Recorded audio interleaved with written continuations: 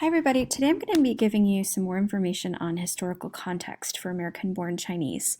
Hopefully, this information will help you understand some of the references that Yang is making in the text, as well as help you get more insight into the conversation that Yang was entering when he wrote this book, so that we can talk about, where the status of that conversation is today.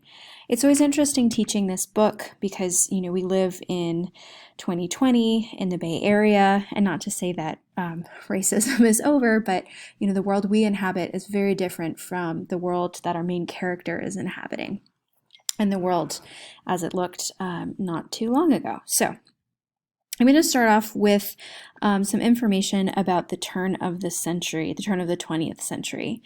So as you guys know, Chinese immigration is a fundamental part of San Francisco history, Bay Area history, but Chinese immigrants were not always welcomed. In 1882, the Chinese Exclusion Act was the first significant law passed restricting immigration into the United States. Those on the West Coast were especially prone to attribute declining wages and economic ills on the despised Chinese workers. Although the Chinese composed only 0.002% of the nation's population, Congress passed the Exclusion Act to placate worker demands and assuage prevalent concerns about maintaining white racial purity. So this is sort of something that we see happening over and over again in history, right? When the economy gets squeezed, the first people to get scapegoated or blamed are immigrants. Just it changes which immigrants are blamed at different points in history. The Statute of 1882 suspended Chinese immigration for 10 years and declared the Chinese as ineligible for naturalization. The act was renewed in 1892 for another 10 years, and in 1902, Chinese immigration was made permanently illegal. The legislation proved very effective, and the Chinese population in the United States sharply declined. American experience with Chinese exclusion spurred later movements for immigration restriction against other undesirable, quote-unquote, groups such as Middle Easterners, Hindu and East Indians, and the Japanese. The Chinese themselves remained ineligible for citizenship until 1943. So one of the characters that you're going to meet in this text, his name is Qin Qi, and he's a reference to anti-Chinese propaganda from the turn of the 20th century. So, this character is quite shocking and upsetting to many, and if you're wondering where he's coming from, I'm going to show you some examples. So here's one example of a propaganda poster that was created in San Francisco. Around the turn of the 20th century. So just to show you what you might be seeing, obviously it says the Chinese must go, which is a very hateful and straightforward message. Here on the right, we have a caricature of a Chinese immigrant running away with a washboard.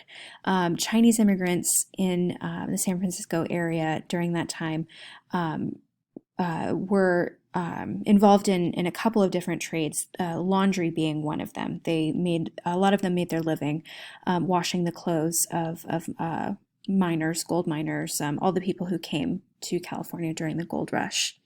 So this is an advertisement for the Missouri steam washer, which was a new way for people to do laundry more quickly and more efficiently. So I guess the idea is that this advertisement would help get rid of a quote-unquote undesirable portion of the population. I'm going to go through some more, and you guys should pull up the discussion question handout on Blackbaud. And I'm just going to describe a little bit more what's happening in the pictures, but I'd like for you to go ahead and decide what you think the implication is behind each one. So what do you think is the rhetoric? What's the rhetorical stance of each one? What's it trying to convey? On the left here, this is one from Latin America. And just in case you're not familiar with these terms, mestización, I'm probably mispronouncing that, refers to the mixing of different races. A mestizo would be a mixture of typically someone of indigenous heritage as well as European heritage. So on the left, we have a mestizo Indio-Latino of 12 years old. So take a moment to notice what you see about him, his stature, the way he looks, his surroundings. On the right, it says that this is the product of mixing between Chinese and Mexican, a 14-year-old.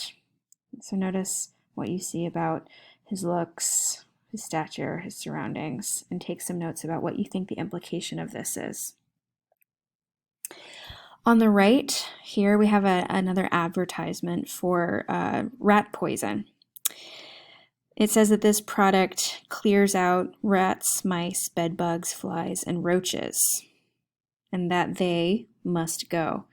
But as you can see, it's not really clear who they is referring to. There's a picture of a dead rat, and then there's a picture of a caricature of a Chinese immigrant eating a rat. So take a moment to annotate on the Google Doc what you're noticing, what you make of it, what you think the implications are. This next one features, again, another caricature on the right, and on the left, a group of white women clutching a sign that says Federation, so ostensibly representing the United States. Okay, so take a moment to think about what you notice and make some notes. Okay, you might also want to think back to our conversations from semester 1 about Emmett Till and the way that protecting white women has been used in racial politics in the past.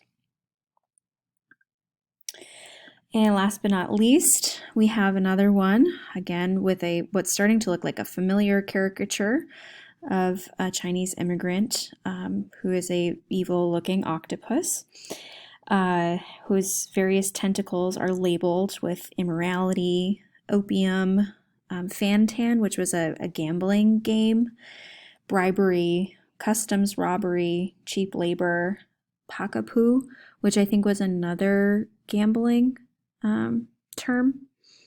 So notice what you notice and try to decide what you make of this and its potential impact on viewers. Okay.